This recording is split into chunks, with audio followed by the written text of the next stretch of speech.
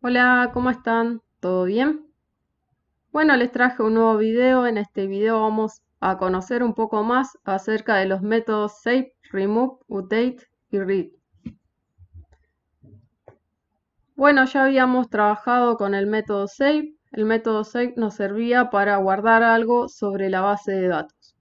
¿Se acuerdan que habíamos hecho un ejemplo anterior? Habíamos creado un proyecto llamado AppIbern1 y teníamos dos entidades distintas, tipo de seguros y usuario. Luego habíamos creado esta clase app que tenía un main, que en el main lo que hacía era agregar algo a la base de datos. Para agregar algo a la base de datos, para poder hacer cualquier transacción, siempre van a tener que necesitar cuatro variables. Una variable llamada configuration, otra variable llamada service registered, otra variable llamada session factory y por último la variable llamada session, que era la que podía hacer transacciones, ejecutar transacciones sobre la base de datos.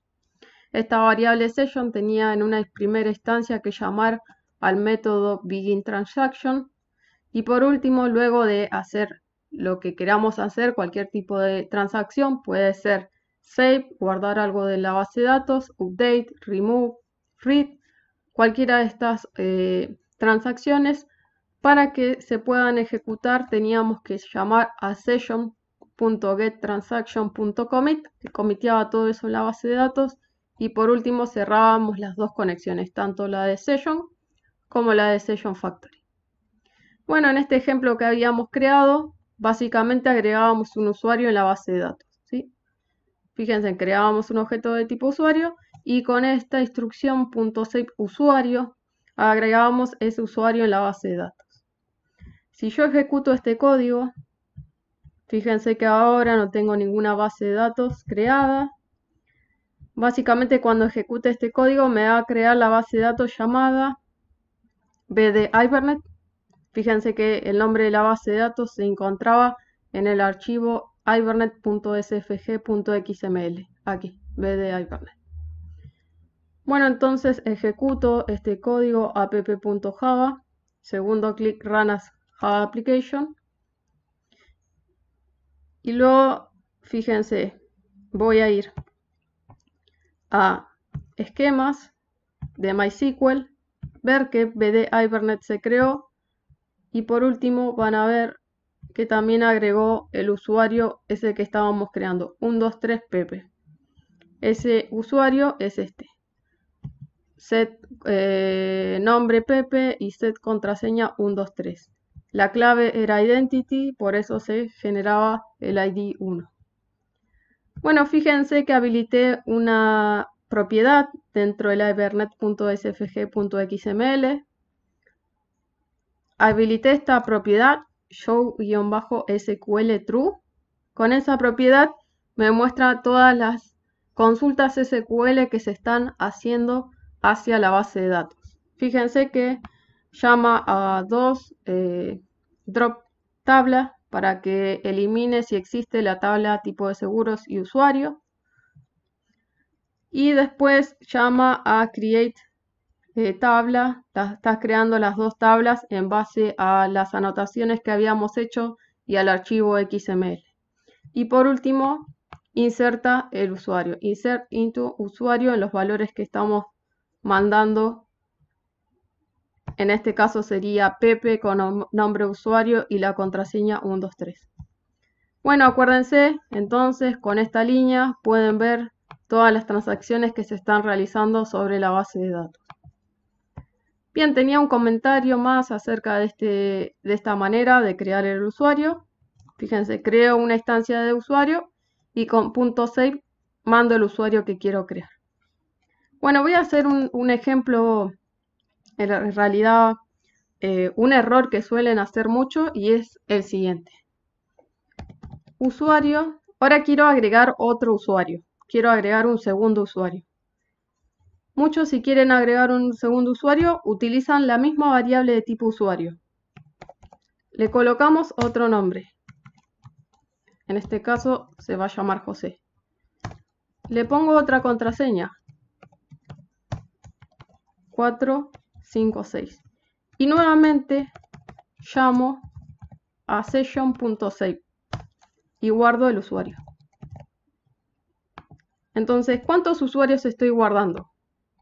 Estoy guardando 2 usuarios. El primer usuario llamado Pepe y el segundo usuario llamado José. Acá estoy guardando a José. Estoy llamando 2 veces a save, usuario y usuario. Después hago un getTransaction.commit y lo cierro. Bien, voy a borrar la base de datos para que vean, para que no tengan ningún... Esperen que ahí está, se cerró. Elimino la base de datos, bien. Ejecuto la transacción, ejecuto el main para que se ejecuten las transacciones. Borro todo lo que hay. Bien. Entonces, ahora cuando ejecutemos el código tendría que estar creando 2 usuarios. Bueno, se ejecutó el código. Fíjense, ¿cuántas veces se llamó a insert? Se llamó una sola vez a insert. Fíjense, no se insertó 2 usuarios con .save. ¿Sí? Fíjense, vuelvo a traer. Veo los usuarios y ¿me agregó los 2 usuarios? No, me agregó un solo usuario. Y básicamente lo que hizo es esto. Si veo las consultas SQL que se produjeron, en la primera vez que guardé el usuario, esta instancia de tipo usuario, hizo el insert de Pepe. En este punto sí había insertado Pepe 123. Pero luego, al modificar la información usuario de esa misma instancia, usuario.set nombre y usuario.set contraseña, José 456, fíjense lo que hizo. Hizo un update al usuario que ya estaba con ese usuario, con esa contraseña, con el ID que ya tenía. ¿Sí? Tengan cuidado con esto, que es un error muy común, que el save puede hacer 2 cosas. Puede agregar a la base de datos y puede updatear. ¿Sí? Si es la misma instancia, si tiene información de la misma instancia, updatea. ¿Sí? Bien, ¿cómo hago para que agregue 2 usuarios distintos con esta misma variable de tipo usuario? Bueno, tendría que hacer así. Hacer un usuario es igual a new usuario. Crear una nueva instancia sobre esa variable usuario.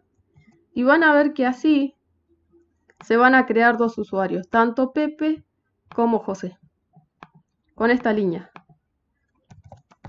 La siguiente línea es necesaria para que se creen 2 usuarios. Está bueno porque es un error muy común y está bueno verlo, ¿no? Que cómo esto pasa. Bien, elimino la base de datos.